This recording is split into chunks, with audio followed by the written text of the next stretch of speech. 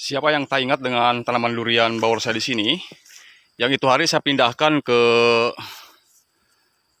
kebun di blok sini ya, sahabat, yang dikerumunin pohon jati karena tujuannya agar dia tercukupi oleh penetrasi sinar matahari dari pagi sampai sore seperti itu.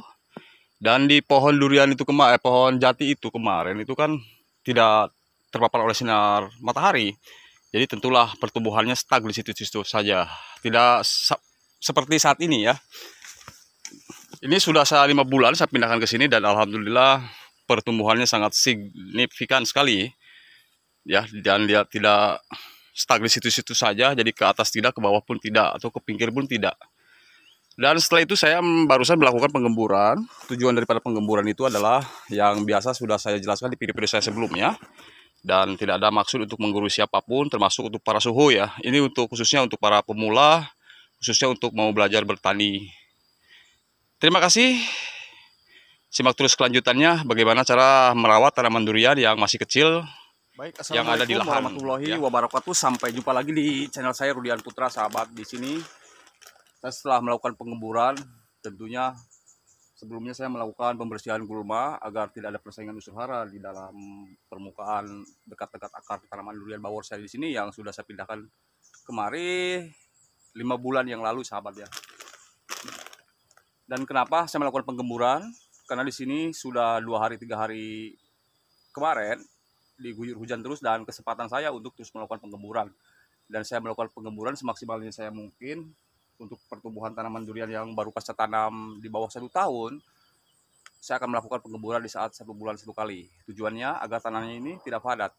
Kenapa? Karena dengan intensitas air hujan dan penyiraman juga secara rutinitas di musim kemarau, maka dari itu akan memadatkan tanah di sekitaran permukaan ya, sahabat. Jadi kalau kita tidak melakukan ya penggemburan, pertumbuhan tanaman durian di sini pun akan terhambat ya. Tidak mengganggu tapi terhambat.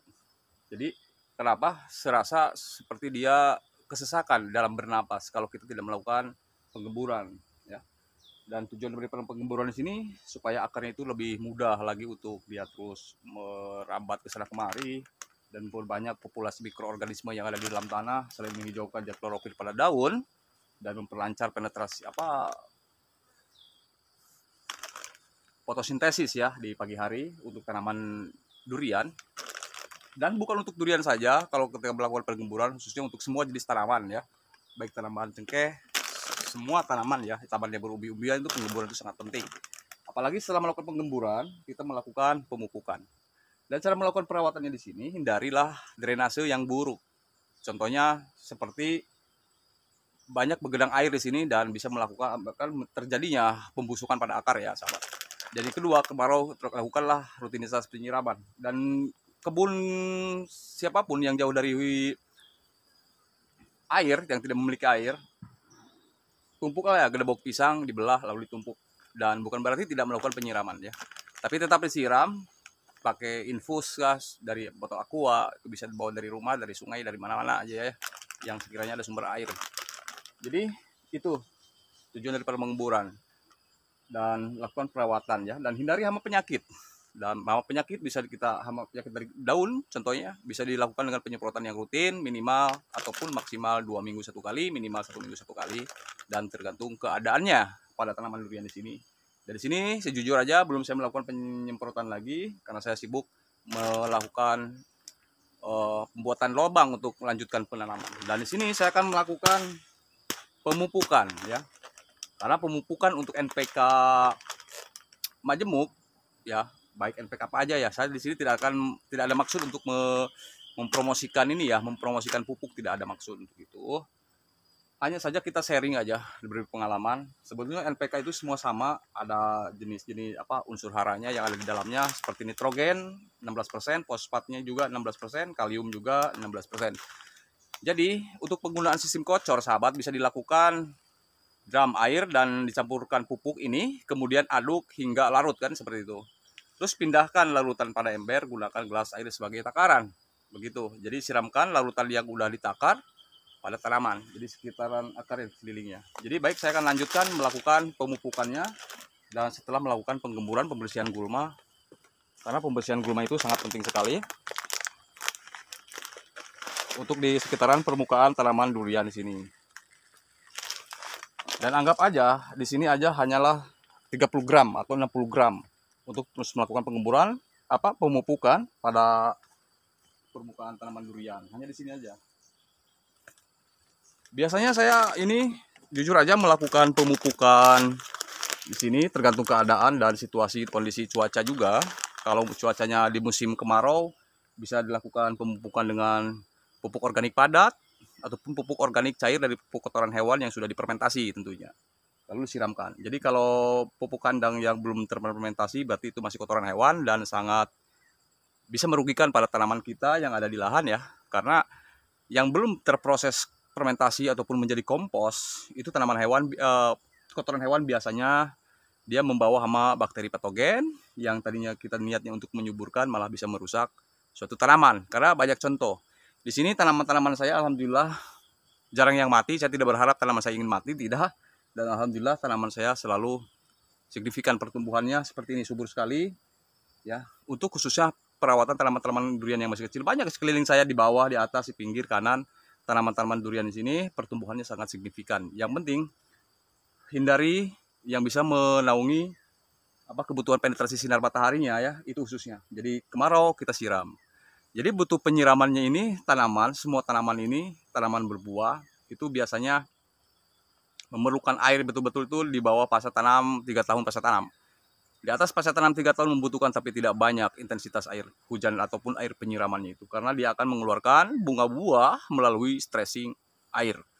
Ya, itu tidak apa-apa juga sudah 5 tahun, 7 tahun kita siram. Cuma kan ya tidak harus banyak volumenya ya sahabat. Begitulah kira-kira ya pengalaman saya tentang merawat tanaman durian.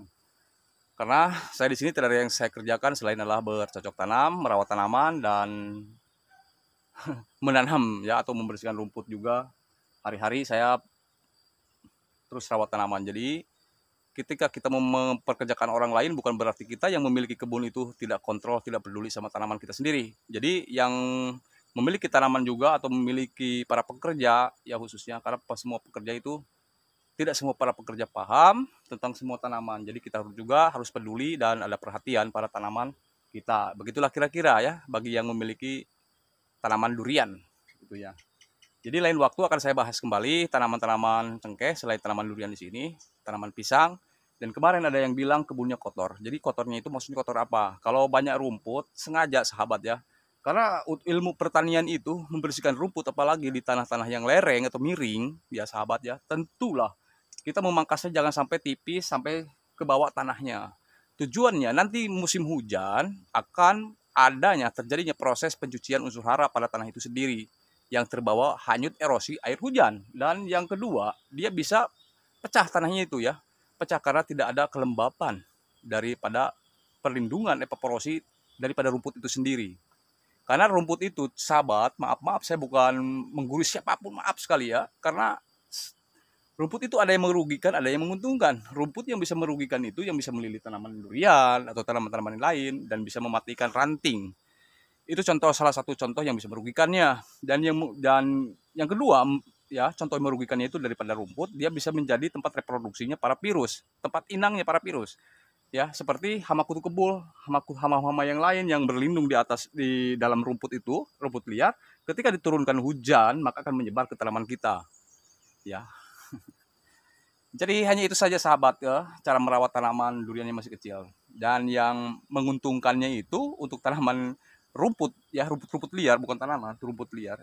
Bisa menjaga kelembapan ya, bisa menjaga kelembapan daripada evaporosi dehidrasi sinar matahari. Dan yang kedua tidak bakal terjadi pencucian unsur hara ketika rutinitas air hujan curah yang tinggi kan begitu. Apalagi tanahnya miring di sini ya. Saya lakukan ini terasering. Ini miring sekali tadinya saya lakukan terasering. Kenapa saya ini tidak rapikan penggemburannya? Nanti dia akan susut sendiri ya. Nanti dia akan susut sendiri oleh air hujan. Karena ini sudah bulan September, Oktober, November, dan Desember.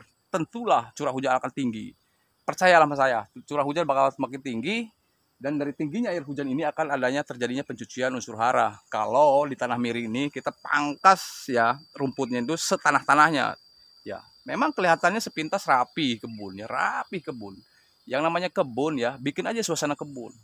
Ya kebun bagaimana sih kalau mau rapi itu ya di rumah ya kan, di rumah atau halaman rumah itu ya harus rapi, di ruangan tamu, di ruangan kerja, di kantor, ya itu harus rapi. Tapi kalau kebun, kalau semaksimal mungkin kita rapikan seperti itu, itulah blunder sahabat ya. Saya bukan sok tahu. Jadi nanti ini kan gundukan begini tuh yang penggemburan ini, nanti dia akan hanyut. Apa lu surut ya, susut oleh kikisan air hujan. Jadi makanya bagaimana tidak ada ini namanya pencucian unsur hara, buatlah seperti ini nih, bisa dicontoh ya, banyak rumput di sekelilingnya ini. Sengaja biar tidak terjadinya pencucian unsur hara. Banyak kebun-kebun tetangga saya itu karena apa ya? Ya maklum aja ya, karena edukasi itu sangat penting makanya itu, dan edukasi itu tidak harus didapat dari pendidikan formal, melalui dari obrolan-obrolan biasa, sharing biasa juga, maka kita akan mendapatkan ilmu ya, begitu. Makanya pentinglah kita sharing, berbagi pengalaman, khususnya untuk para petani pemula sama pemula seperti saya, seperti itu. Jadi itulah tujuannya sahabat ya, melakukan perawatan dan lakukanlah penyemprotan, menghindari hama daripada penyakit, lakukanlah pemupukan. Setidaknya melakukan pemupukan itu 2 bulan 1 kali ataupun 4 bulan 1 kali ya, setidaknya. Itulah jauh lebih bagus 3 bulan 1 kali dengan teratur, unsur haranya teratur, ya, waktunya juga teratur, dan dosis yang tepat juga cara melakukan pengaplikasiannya. Ini sebenarnya bisa saja langsung dikocor, ditimbun di situ, tapi tidak apa, karena ini sini mau memasuki musim hujan, jadi akan susut sendiri, akan larut sendiri pupuknya ini, karena pupuk NPK di sini sifatnya higroskopis yang bisa mudah menyerap ya ke dalam akar ketika ada hujan turun. Terima kasih, singkat cerita dari saya hanya itu saja, mudah-mudahan bermanfaat, kurang lebihnya mohon dimaafkan. Dan sampai jumpa lagi di video saya berikutnya tentang semua jenis tanaman, dan akhir kata assalamualaikum warahmatullahi wabarakatuh.